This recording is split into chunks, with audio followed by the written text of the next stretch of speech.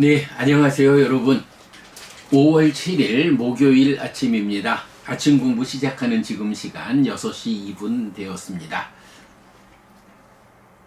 네, 상류다니까야 경전 공부하고 이어서 불교 인문이 사실 책 읽기 공부로 이어가도록 하겠습니다.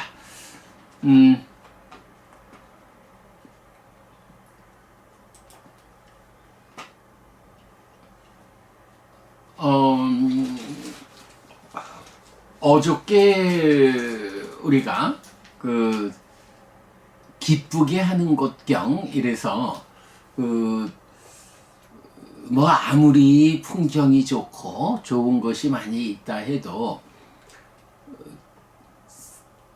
좋은 사람이 있는 곳이 가장 기쁘게 하는 곳이다. 그래서 뭐 모든 경우들을 말해도 아라한들이 머무는 곳이 가장 기쁘게 하는 곳이다 라는 개성으로 어제 보았습니다. 그래서 뭐 어제 제가 마침 엊그제 만난 사람이 오랜만에 인사를 하는 가운데 인꽃이 제일 이쁘다라고 하지 않습니까? 사람꽃 이런 표현도 같이 보았는데, 예, 어쨌거나 우리가 살아가면서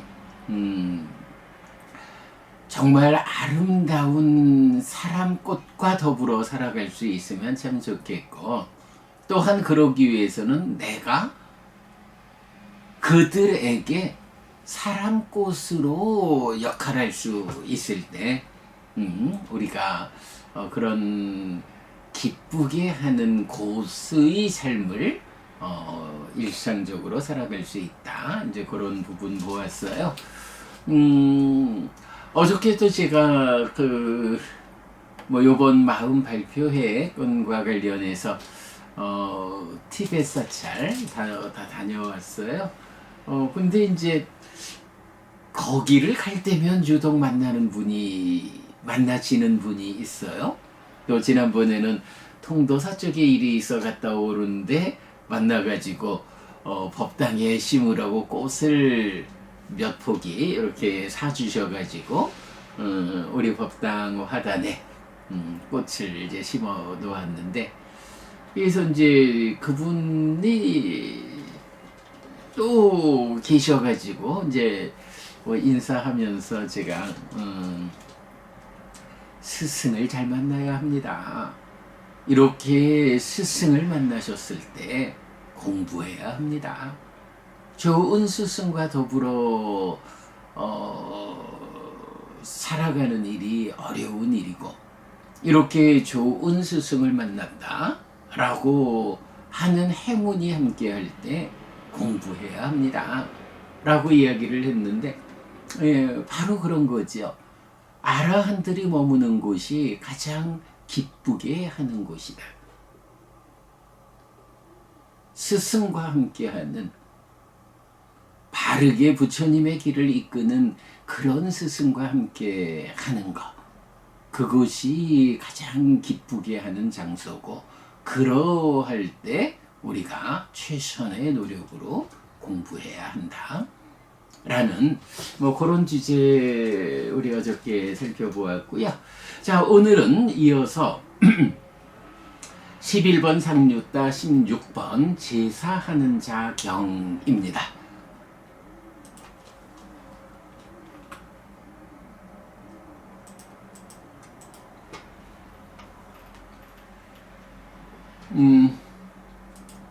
뭐 얀냐라는 단어가 있어서 뭐 제사라고 번역을 해야 한다. 그런데 그 제사라는 것이 뭐 한국 사회에서 뭐 전통적으로 내려오는 오늘 할아버지 제사야 뭐 이런 제사하고는 좀 의미가 다르죠.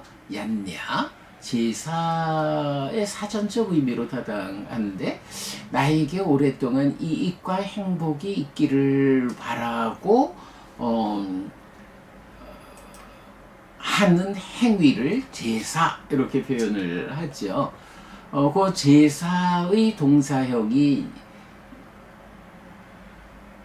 얀냐 야자띠 이렇게 되죠. 그 야자띠라는 동사의 현재 분사형으로 야자마나라고 해서 이제 제사하는 자 이런 의미가 되었어요. 나에게 오랫동안 이익과 행복이 되는 그런 삶을 사는 자, 뭐 이런 의미 정도 되겠죠. 자, 그래서 11번 상류타 16번 제사하는 자 경입니다. 한때 세조는 라자가하에서 독수리봉 산에 머물렀다. 그때 신드레왕 사가가 세존에게 왔다. 와서는 세존에게 절한 뒤 한곁에 섰다. 한곁에 선 신드레왕 사가는 세존에게 계성으로 말했다. 제사하는 사람들에게 공덕을 바라는 생명에게 재생의 기반인 공덕을 짓는 자들에게 어디에 보시한 것이 큰 결실이 있습니까? 네 가지 실천하는 자들과 네 가지 과에 서 있는 자, 지혜와 계와 삼매를 닦는 올곧은 존재들로 구성된 이런 상가가 있다. 제사하는 사람들에게 공덕을 바라는 생명에게 재생의 기반인 공덕을 짓는 자들에게 상가에 보시한 것이 큰 결실이 있다. 네.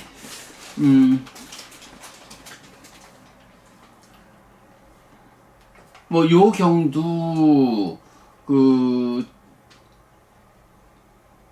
불교 인문일 소유에서 공덕의 주제 부분에서 인용되어 있는 경이죠. 자, 보면 야자마나낭 마누사낭 해서 제사하는 사람들, 제사를 지내는 사람들, 나에게 오랫동안 이익과 행복이 함께하기를 하는 바람을 가지고 행동하는 사람들, 살아가는 사람들, 네, 이런 사람들에게 또 그 제사한다라는 말이 그러기 때문에 공덕을 바라는 생명인 거죠. 뿐야 빽하나 빠니낭. 그리고 또 그 사람이 누구냐 하면 재생의 기반인 공덕을 짓는 자들에게 이렇게 나와요. 자, 제사하는 사람이 공덕을 바라는 생명이다 라는 거야. 제사가 이익과 행복을 가져오는 것. 그러면 특히 행복을 가져오는 것이라는 개념으로 정의되는 게 공덕이고, 그러니까 제사를 한다라는 것은 그대로 공덕을 바라는 삶이다 라는 거죠. 그럴 때 이 공덕이라는 것이 무엇입니까? 라고 하면 삶을 향상으로 이끄는 건데, 이 더 나아진다, 향상한다라는 것에서 제한이 있죠. 삶이 더 좋아지기는 하는데 공덕이라는 것의 의미는 번뇌의 영역, 번뇌의 영향 위에서 탐진치가 함께하는 유위적 삶의 과정이어서 중생이라고 불리는 이 세상의 범주에서 더 향상하는 이것을 이제 공덕이라고 하죠. 그러면 삶이 더 향상한다라는 가운데에 공덕과 다른 것은 무엇이냐라고 하면 바로 번뇌의 영향에서 벗어난 해탈된 삶을 실현한 아라한들의 삶은 이제 공덕의 범주에서 벗어나 있죠. 자, 그러기 때문에 공덕을 바라는 생명, 제사하는 사람들, 그래서 공덕을 짓는 자에게 이 공덕이란 무엇이냐 하니 재생의 기반이다. 이렇게 표현하고 있어요. 재생의 기반이다. 다시 태어남을 이끄는데, 다시 태어난다라는데 어디에 다시 태어나느냐? 더 높은 곳에 다시 태어난다. 네, 공덕이라는 것은 이렇게 재생하는, 중생으로의 윤회하는 삶 가운데에 더 높은 삶을 이끄는, 네, 요런 것이 공덕이다. 해탈된 삶을 실현한 아라한에게 적용되는 것은 아니다. 자, 그럴 때 이렇게 제사하는 사람들, 공덕을 바라는 생명, 재생의 기반인 공덕을 짓는 자에게 어디에 보시한 것이 큰 결실이 있습니까? 이렇게 물어요. 자, 그러면 이렇게 공덕을 짓자, 이익과 행복을 가져오는 그런 제사를 지내자 라고 할 때 그 제사하는 방법, 공덕의 결실을 가져오는 게 뭐가 있나요? 네, 보시와 계와 수행의 세 가지잖아요. 그 중에 뭐 그냥 일상의 삶에서 이야기를 하자면 뭐 보시와 계 이럴 때 보시를 해야 하는구나. 보시를 하는 것이 재생의 기반인 공덕을 가져오는 것이고 그게 바로 제사 지내는 삶이구나. 보시를 하자. 그럴 때 아무렇게나 아무데나 뭐 막 갖다 던지듯이 이래 하는 것이 커다란 결실을 가져오느냐?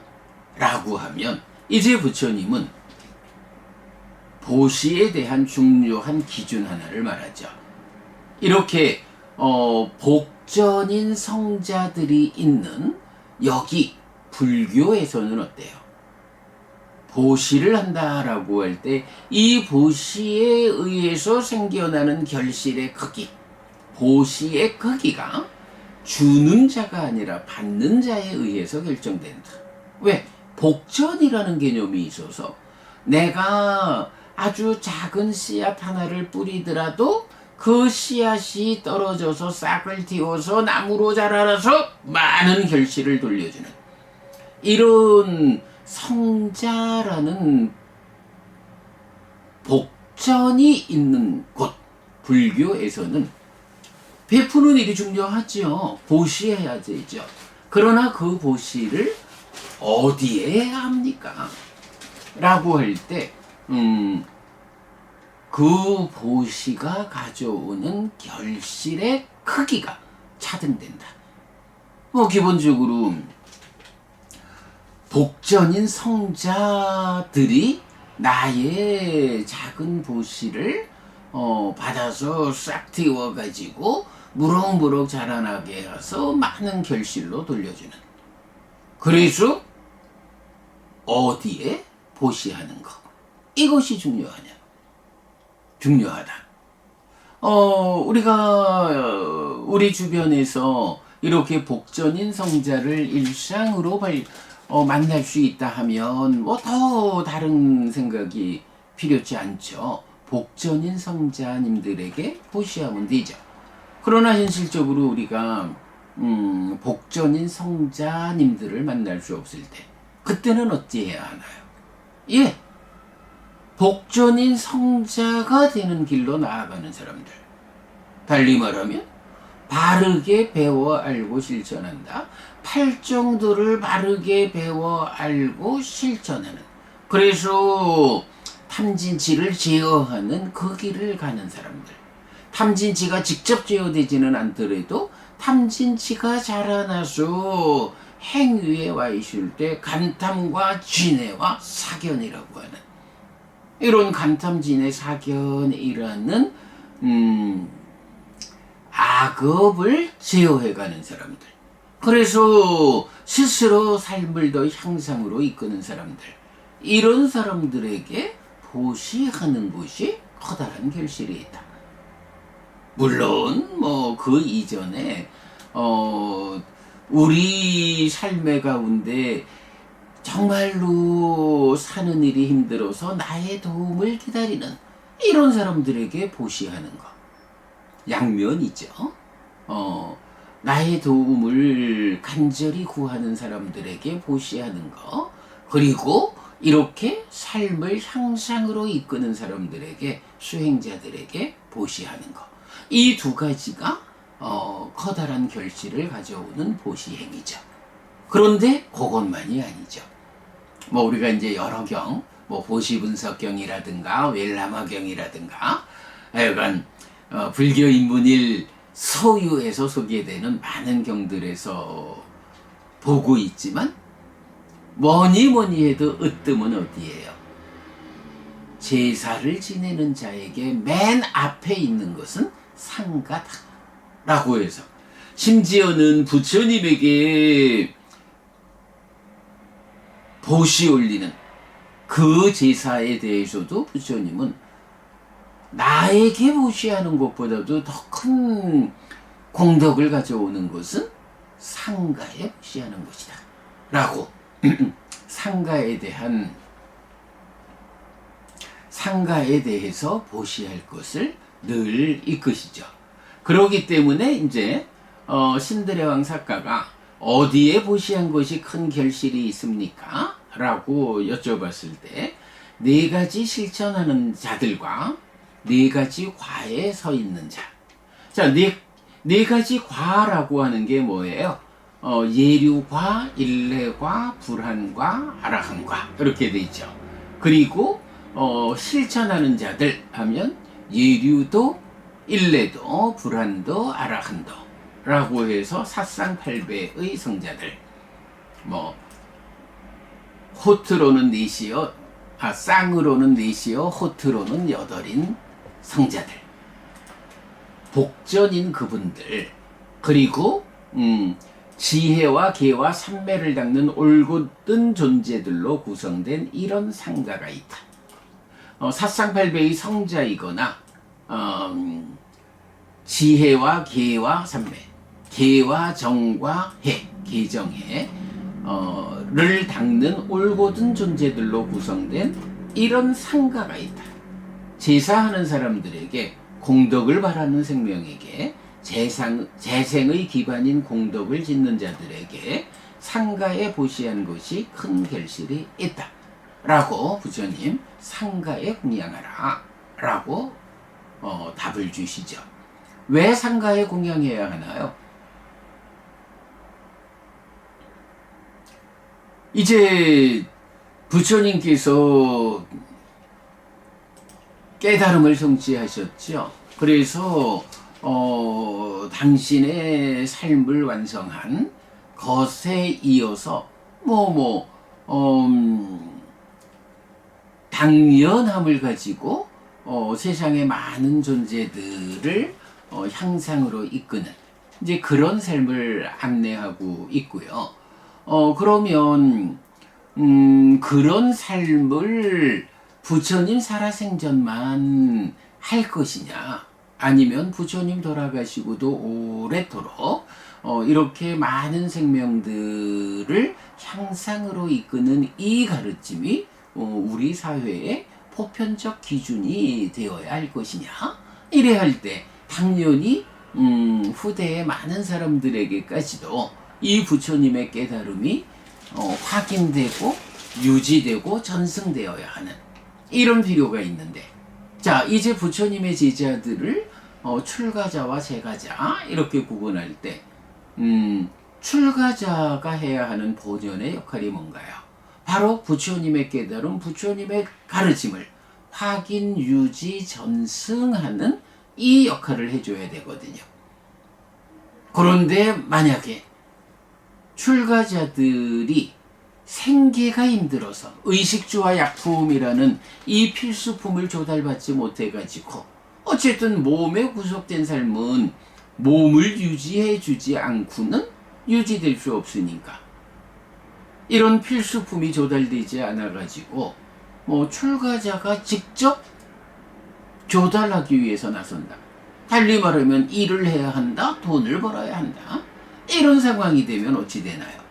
부처님 가르침을 확인, 유지, 전승하는 출가자에게 부여된 이 고유의 역할을 해낼 수가 없잖아요. 그러면 부처님의 법이 오래도록 유지되지 못하는 그런 상황을 불러오죠. 그러기 때문에 이제 제가자가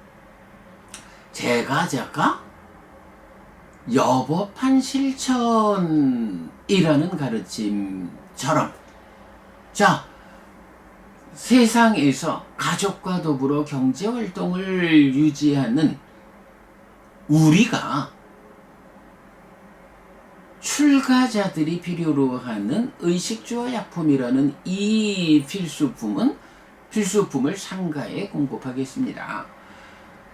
이런 필수품의 공급은 우리한테 맡기고 출가자들께서는 바로 부처님의 가르침을 확인, 유지, 전승하는 그 역할에 최선을 다해 주십시오.